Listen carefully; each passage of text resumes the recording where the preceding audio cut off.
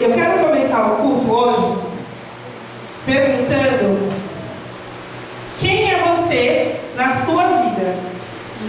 Você é um porco ou você é uma galinha? Meu Deus, nenhum dos dois. Não, só, Cris, um dos dois. É um exemplo. Você não é nem um porco nem uma galinha, ninguém. Mas é só um exemplo. Quem acha que na sua vida você seria um porco? Levanta a mão. Os palmeirenses, chamam? Mas não tem nada a ver com Palmeiras, deixa claro. Quem acha que seria um porco? Quem acha que seria uma galinha? Quem não acha nada? Aquela galera que não ajuda na pregação. A pessoa não levanta a mão, nem um nem o outro.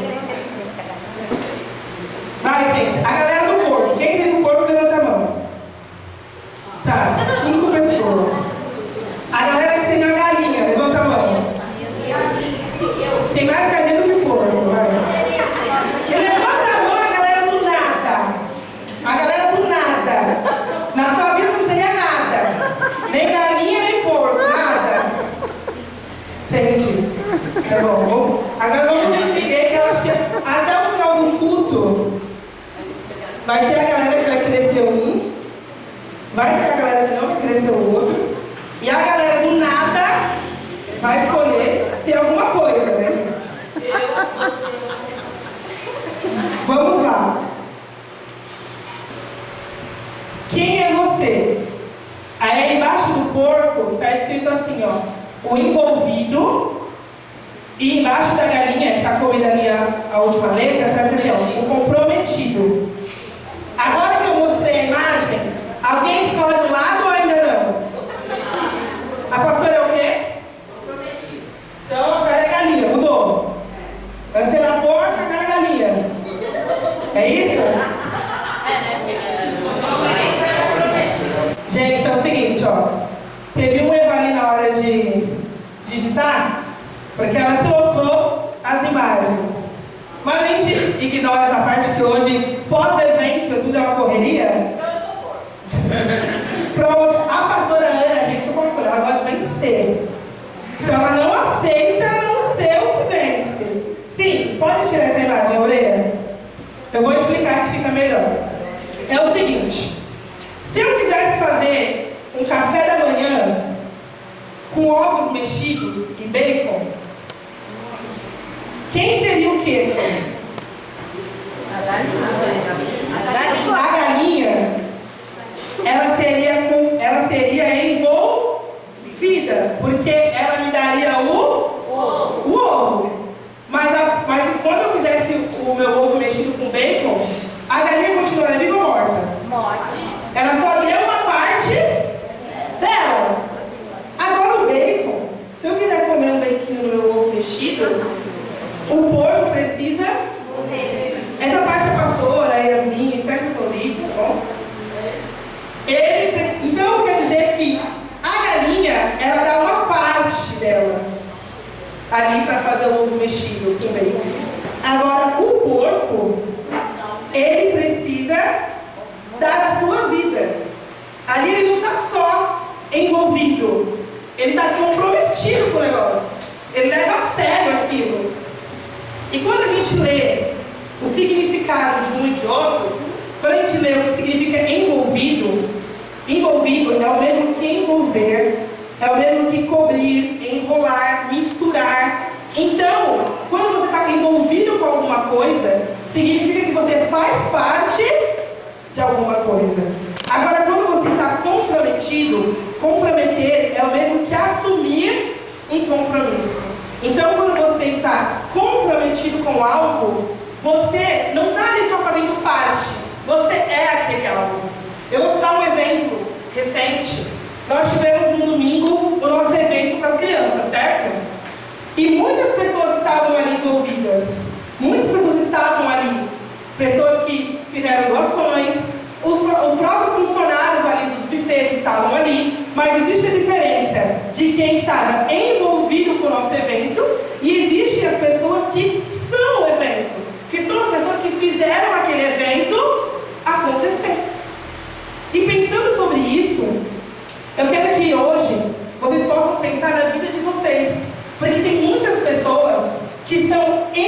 envolvidas na sua própria história, na sua própria vida.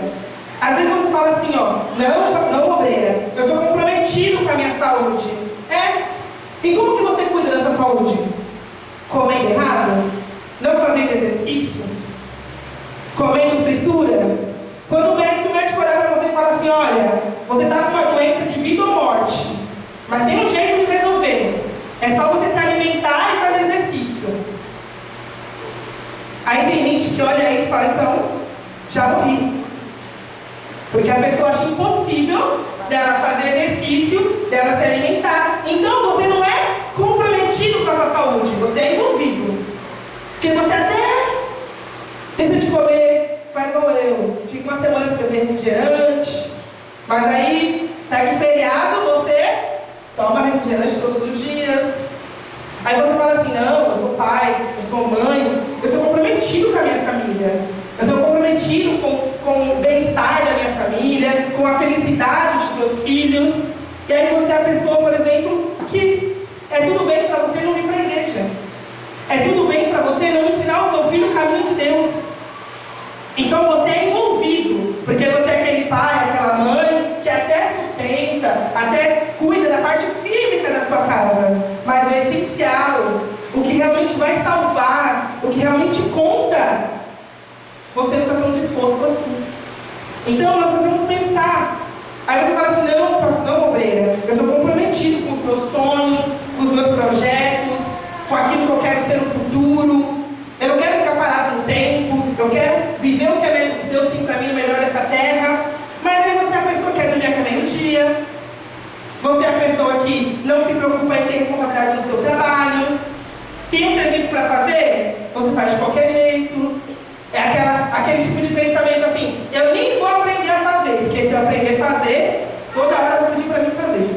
Então se eu não souber, é bom que ninguém me pede, porque eu nunca sei.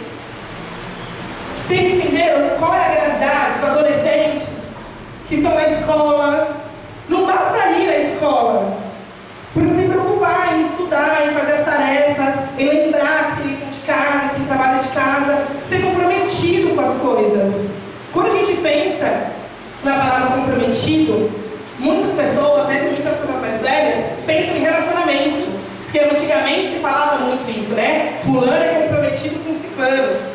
E quando você ouve isso, é porque comprometido significa que você tem um relacionamento, você tem um compromisso com aquela pessoa. Agora, hoje em dia, as pessoas são envolvidas. As pessoas tratam o amor agora com banalidade. Hoje todo mundo fica com todo mundo, ora um está com um, depois está com outra, e vira isso. A gente já percebe que, até mesmo no mundo, o envolvido não é uma coisa séria. É só, estou me envolvendo com fulano. Já sabe que não é algo sério. Porque algo sério é um compromisso. Não, eu tenho um compromisso, eu estou comprometido com aquela pessoa. Você já pensa em casamento, você já pensa em uma coisa mais séria. E nós precisamos entender isso na nossa vida. Porque às vezes, vocês estão aqui na igreja e aí vocês são envolvidos. Eu venho para o culto, eu ouço a palavra, teve um evento, eu participo, tem alguma coisinha na hora de limpar a igreja, eu ajudo, eu sigo uma banana aqui, ali. Mas você não se compromete com a obra, de ser a obra, de ser o evento. Não é participar, é ser. O envolvido, ele só está ali, mas o comprometido ele traz para si a responsabilidade de que se preciso for, ele vai dar a sua vida. Ele não vai dar uma parte de si, ele vai se envolver com aquilo. E quando a gente vai na palavra de Deus, lá em Eclesiastes 11:9, diz assim, alegra-te, jovem, na tua juventude, e recreia-se o teu coração nos dias da tua mocidade. Anda pelos caminhos que satisfazem o teu coração e agradam os teus olhos. Sabe, porém, que de todas estas coisas te pedirá Deus contas. Então a Bíblia nos mostra que você pode ser jovem e você pode fazer o que você quiser da sua vida. Aquilo que alegra o seu coração, aquilo que te satisfaz, porém, de todas as coisas você terá que dar conta para Deus. E agora eu te pergunto, se Deus estivesse aqui hoje, frente a frente com você, e você tiver que dar conta das suas ações? O que tem alegrado o seu coração? O que tem alegrado a sua vida? E é interessante que ele fala, né? Alegra-te, jovem, na tua juventude. E quando a gente pensa em jovem, jovem é muito emocionado, é muito movido pela carne, é muito movido pelo oba-oba. E o que a gente precisa entender é que quando a gente vai diante de Deus, não vai ter amizade, não vai ter pai, não vai ter ninguém que justifique as tuas obras. Vai ser você e Deus. E a pastora recentemente pregou aqui sobre o que realmente é a felicidade. No mundo, as pessoas acham que curtir a juventude é ter um copo de bebida na mão, é ter um narguilé na boca, é estar beijando a boca de alguém. Mas entenda, meu amado, que isso aos olhos de Deus são nada. Pelo contrário, tudo isso te levará à morte. Porque se você diante de Deus apresentar esse tipo de obra, desculpa, Deus vai olhar para você e falar que não te conhece. Então a gente precisa entender qual é a nossa verdadeira alegria, o que realmente nos traz prazer. Sabe, domingo a gente estava lá com as crianças, com os adolescentes. E para mim, na minha vida, isso é alegria. Poder cuidar dessa obra, poder cuidar das crianças, proporcionar aquilo que um dia eu não tive. Porque um dia eu fui como as crianças, como os adolescentes que estão aqui. E que bom que um dia teve alguém na igreja que escolheu cuidar dessa obra. E a gente precisa entender que é isso, sabe? É fazer a vontade de Deus que tem que nos trazer alegria. Jesus, ele conseguiu vencer, mesmo aqui na terra como humano, porque o prazer dele, o que alimentava ele era fazer a vontade do Pai. Mesmo estando aqui na terra, mesmo estando aqui, ele nos ensinou que qual era a verdadeira alegria, o que realmente nos traz prazer. E como cristão, como pequenos cristos, nós precisamos entender isso. Que para a minha vida, o que me satisfaz, o que me traz alegria, é fazer a vontade de Deus. E pensando sobre isso, sabe, eu estava refletindo que a pessoa que é comprometida, ela é uma pessoa ocupada. Porque ela é focada naquilo que ela precisa fazer. Ela é tão comprometida com aquilo que ela se dispôs a fazer, com o propósito, com o foco da vida dela, que ela não tem tempo para se distrair. Ela não tem tempo para ficar olhando, por exemplo, a vida das pessoas lá fora. Porque a pessoa que é envolvida com a obra, por exemplo, meu amado, tem tanta coisa para fazer, tem tanta criança para cuidar, tem tanto o que fazer, que não te sobra tempo de se preocupar com o que o fulano, com o que o ciclano está fazendo lá fora. Porque a sua vida está focada aqui, ó, em fazer a vontade do Pai. Eu acredito que por isso que Jesus, mesmo ali o diabo tentando, ele não conseguiu, por exemplo, derrubar Jesus do deserto, porque Jesus não estava preocupado com aquilo que o diabo estava falando. Jesus estava preocupado em agradar o Senhor, em cumprir o jejum dele, em cumprir o propósito dele. Então, por isso que mesmo no meio do caminho de Jesus, o diabo ali tentando ele, muitas vezes os discípulos querendo falar palavras duvidosas, Jesus já repreendia. Porque na vida de Jesus não tinha espaço para a brecha. Não tinha espaço para o pecado entrar. E aí, eu te falo, meu amado, se talvez você esteja aqui dentro, hoje na igreja, e você já faz parte da obra, e você já está envolvido, mas o mundo tem brilhado nos seus olhos, é porque você tem tirado os olhos daquilo que realmente é importante. Os seus olhos não estão naquilo onde você deveria estar. Você não está focado, você não está comprometido, você está permitindo com que a luz do mundo brilhe aos seus olhos. Quando na verdade você tem aqui, ó, muito o que se fazer, que é a vontade de Deus, que é a obra de Deus. Porque tem gente que fala assim, obreira, faz 1 mês, 2 meses que eu não leio a Bíblia, porque eu não tenho tempo, minha vida é corrida. Mas um tempo para assistir uma televisão, você encontra. Mas um tempo para assistir um futebol, você arranja. O tempo para mandar mensagem para aquela pessoa que você não deveria, você tem. Então não é uma questão de tempo, é uma questão de prioridade. E a pessoa que é comprometida, ela tem prioridade. Ela tem um foco. Ela tem ali coisas que ela precisa cumprir. E aí nada chama a atenção dela. Ou hoje, né, de manhã, quando eu orei e tirei a palavra, Deus me deu uma palavra que está em Salmos 73. Eu vou ler, mas eu vou ler ele em partes. E traz muito isso que nós estamos falando. Fala assim, ó. Na verdade, Deus é bom para o povo de Israel. Ele é bom para aqueles que têm um coração puro. Aqui o salmista, ele começa declarando e reconhecendo que Deus é bom para o povo de Israel. Até aí é tudo lindo. Mas aí quando a gente vai para o segundo versículo, ele diz assim, ó. Porém, quando eu vi que tudo ia bem para os orgulhosos e os maus, quase perdi a confiança em Deus, porque fiquei com inveja deles. Os maus não sofrem, eles são fortes e cheios de saúde. Eles não sofrem como os outros sofrem, nem têm as missões que os outros têm. Por isso causam orgulho como se fosse... Não, por isso usam orgulho como se fosse um colar, e a violência como a capa. O coração deles está cheio de maldade, e a mente deles só vive fazendo planos perversos. Eles gostam de caçoar e só falam as coisas más. São orgulhosos e fazem planos para explorar os outros. Falam mal de Deus, que está no céu, e com orgulho dão ordens às pessoas aqui na terra. Assim, o povo de Deus vai atrás deles e crê no que eles dizem. E eles afirmam: Deus não vai saber disso. O Altíssimo não descobrirá nada. Quando eu fui ler esse versículo, eu fiquei pensando, esse salmo foi escrito há muitos anos atrás. E quando eu li, eu consegui enxergar como os cristãos muitas vezes estão vivendo hoje. As pessoas estão dentro da igreja, mas elas estão preocupadas como as pessoas do mundo vivem. E o que mais forte desse versículo, desse salmo, é quando ele fala que o povo de Deus acredita. Eles acreditam naquilo que os maus, naquilo que as pessoas perversas falam. E esses dias eu li uma frase que falava assim, que Eva, ela deu créditos, né, para aquilo que a serpente estava dizendo, não porque a serpente tinha alguma credibilidade, mas porque era aquilo que ela queria ouvir.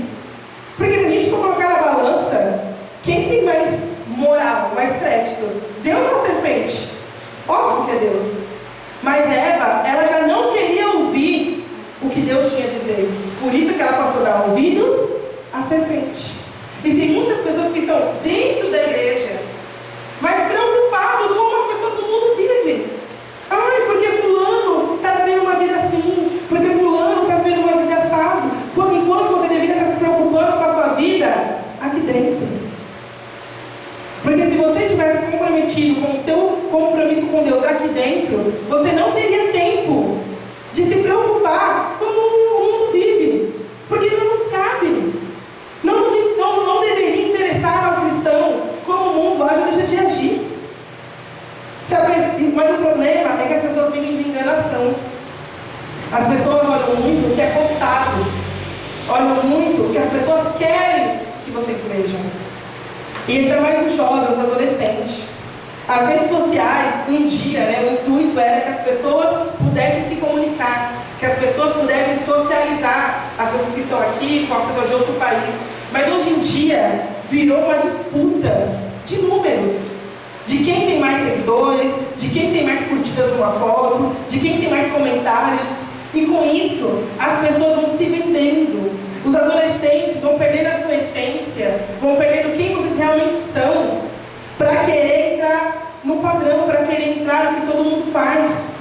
Porque se tal pessoa postou uma foto de um copo de cachaça na mão e ela teve não sei quantas curtidas, então eu vou fazer também. Se tal pessoa posta foto com decote e um monte de homem fica babando, fica comentando, fica curtindo, eu vou fazer também. E aí você não percebe que você vai perdendo a sua essência, você vai perdendo quem você é. E aí, ao invés de você ser comprometido com a sua vida, você só é envolvido. Porque no fundo você vive a vida dos outros. Você vive para agradar os outros. E isso precisa ser um alerta para a nossa vida, tanto para os jovens quanto para os adultos. Porque muitas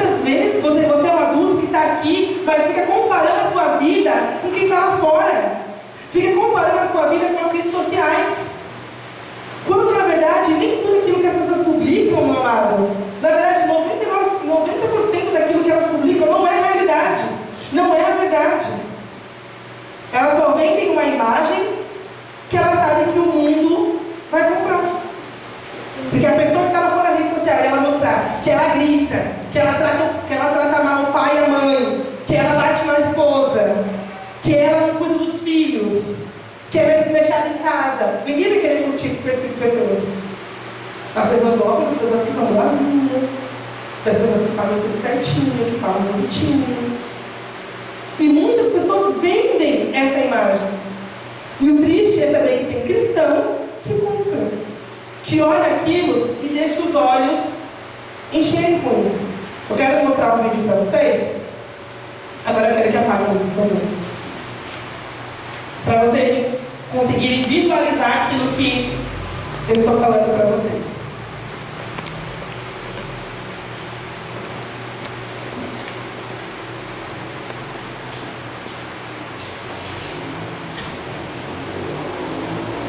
Assim, ó,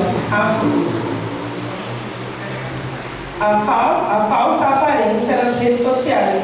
Nem tudo se expõe.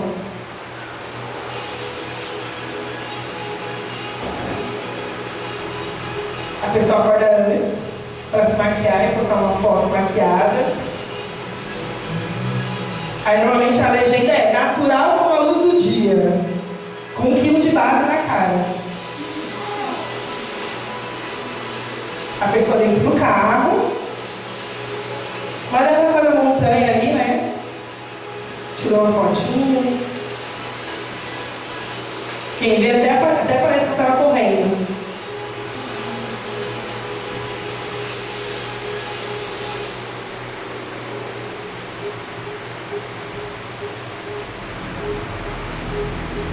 A pessoa organizada.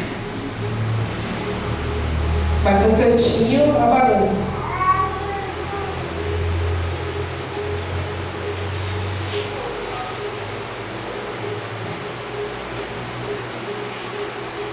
Um suquinho verde, que é bom para a saúde.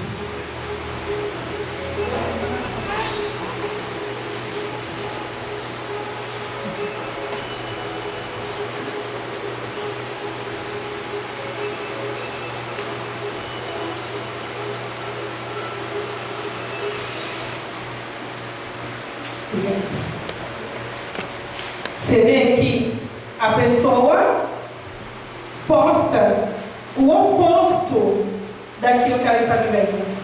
E aí quando você olha, você fala assim, não, isso não pode ser verdade. Gente, é a realidade. Hoje em dia, o que mais tem são recentemente no culto eu também falei sobre isso. Um casal que eles eram conhecidos por ser comediante na internet. Eles eram marido e mulher, viviam postando como eles eram engraçados, como a vida era divertida, tinham milhares de seguidores. Até o dia que a esposa cansou de ter uma vida de aparência e aí publicou, ela toda roxa, toda machucada, chorando porque ele batia nela. Aí as pessoas ficavam assim, nossa, meu Deus, nunca imaginei. Nossa, como assim essa pessoa? Aí as pessoas ficam chocadas. Mas com algo que, gente, nenhuma pessoa é feliz o tempo todo. Todo mundo tem problema. Ninguém acorda com a cara perfeita igual a Barbie todos os dias. Normalmente aquela pessoa ela já pagou, já foi no salão, já fez o cabelo, já fez a sobrancelha, já colocou, já coloriu a boca, já arrumou o nariz, já botou toda a cara. Aí ela acorda e fala, com uma lace maravilhosa, natural. Aí a adolescente olha e fala, eu nem sei o que você tem. E aí você se sente horrorosa porque você fica se comparando com uma pessoa que se monta. E aí é que vocês precisam entender. O mundo está aí e quer iludir as pessoas. E o triste é saber que existem pessoas dentro da igreja que conhecem a palavra, que têm acesso à alegria verdadeira, o que realmente traz felicidade. Porque, meu amado, ter milhares de seguidores não significa nada. Na pandemia, o dinheiro, os milhares de seguidores não salvou. Não conseguiu salvar artistas que ficaram doentes por conta da pandemia e morreram. Então você vê que, na verdade, quando a gente precisa ver o que realmente importa, ter um monte de seguidores, ou ser conhecido por um monte de gente, ou ser famoso, ou ter dinheiro, não vale de nada. E eu ainda vou mais além. O cristão precisa entender que, se você quer ser amigo de Deus, você não pode ser amigo do mundo.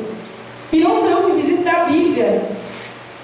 Você que quer ser amigão de todo mundo, quer que todo mundo goste de você, quer chegar e quer ter uma galera que te acompanha, meu amado, quem tem que curtir a sua vida é Deus.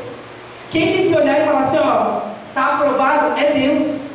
Porque não adianta nada ser aprovado por todo mundo, ser querido por todo mundo, ter milhares de seguidores, ter um monte de amigos, se quando Deus olha para a sua vida, Ele te reprova. E não sou eu que diz isso, é a Bíblia. A Bíblia fala que se você é amigo do mundo, você é inimigo de Deus. Então para de se preocupar com quem quer estar do seu lado, com quem quer ser seu amigo. Os adolescentes, que agora estão nessa fase, e aí chega na escola, ninguém quer ficar sozinho, mas aí para participar do grupinho, você se corrompe, você mente, você fala palavrão, você aceita ficar com alguém que você nem queria, que você nem tinha. Por quê? Porque você quer ser aceito. E aí Deus olha para você e te reprova. Mas se no fundo, quem vai te salvar é Deus, então o que importa o que os amigos do colega da escola vão achar? E lendo aqui, na continuação, diz assim, ó.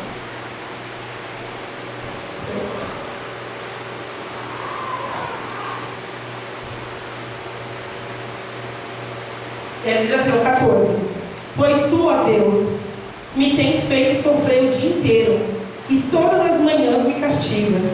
Se eu tivesse falado com os maus, teria traído o teu povo. Então eu me esforcei para entender essas coisas, mas isso era difícil demais para mim. Porém, quando eu fui ao teu templo, entendi o que acontecera no fim com os maus, e tu os pões em lugares onde eles escorregam e fazem com que caiam os mortos. Eles são destruídos no momento e têm um fim horrível. Quando te levantas, Senhor, tu não te lembras dos maus, pois eles são como um sonho que a gente esquece quando acorda de manhã. O meu coração estava cheio de amargura e eu fiquei revoltado. Eu não podia compreender, ó Deus. Era como um animal sem entendimento.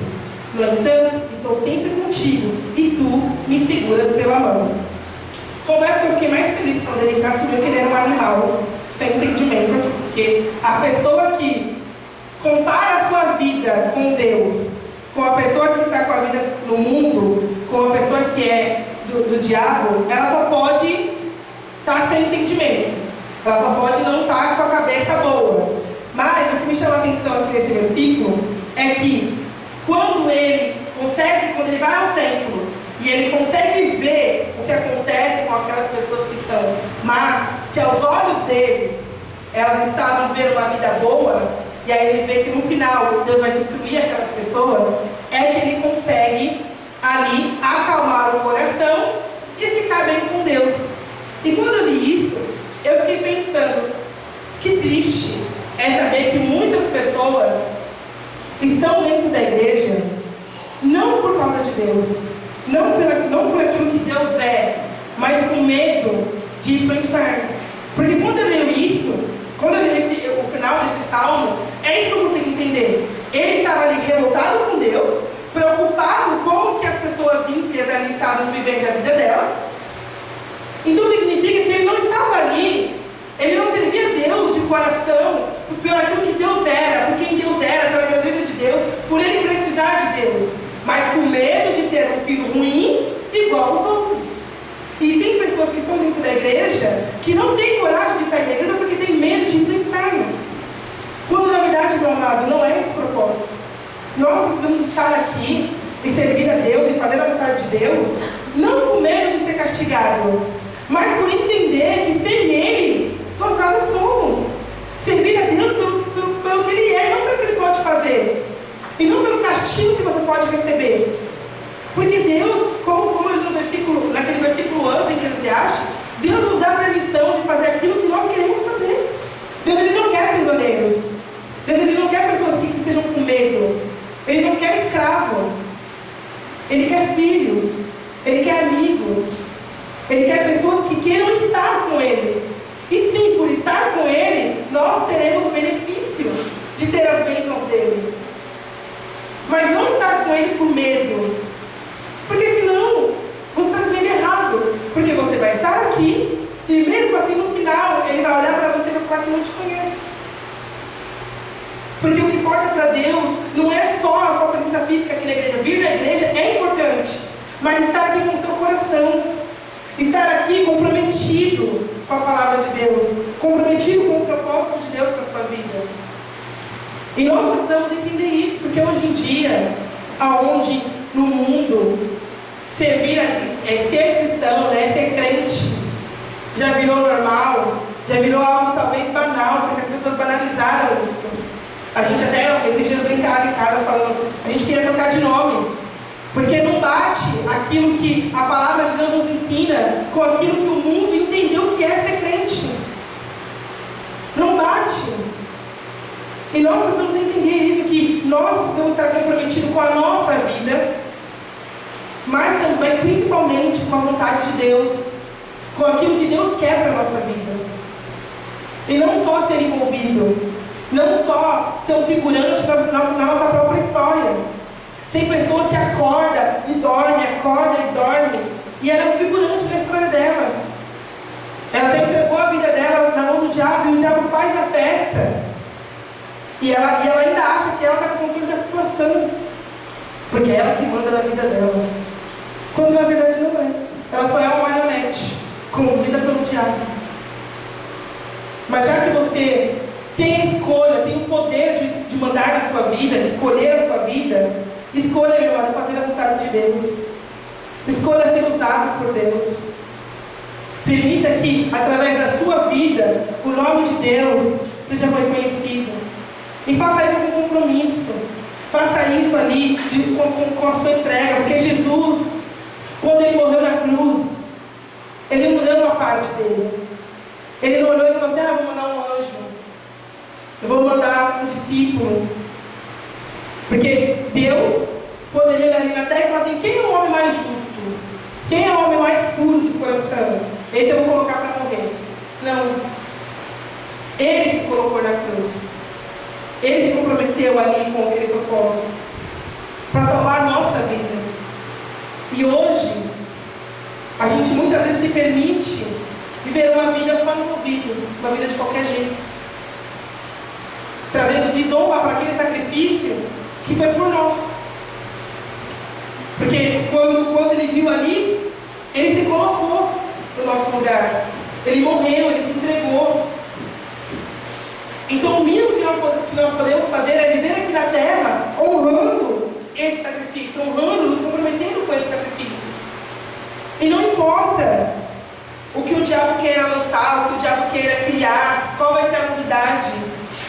A nossa vida precisa estar entregue no altar.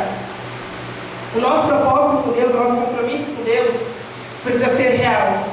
Porque aí não importa o que o diabo lance. Se você estiver comprometido com Deus, meu amado, você vai vencer. Porque foi assim com Jesus. Jesus até quando estava na cruz, quando ele podia só morrer em paz. Não, as pessoas estavam ali e tinha ali o ladrão do lado dele, tentando todo o tempo tirar ele do foco dele. Mas Jesus foi até o fim. E a palavra fala que ele venceu. E ele nos dá condições de vencermos também. Ele nos dá o poder de vencer a tentação, de vencer as tribulações, de vencer aquilo que brilha aos nossos olhos, aquilo que talvez a nossa carne queira gritar. Deus nos dá, Jesus nos dá esse poder. Ele morreu para isso. Ele viveu aqui na terra e mostrou que é possível. Mas para isso a gente precisa querer. Então aquele que quer, que toma a decisão de ser comprometido com Deus e na sua vida, fique de pé neste momento. Nós vamos orar, pedindo para que Deus possa nos dar a força a determinação, a coragem que talvez muitas vezes nos falte, amém?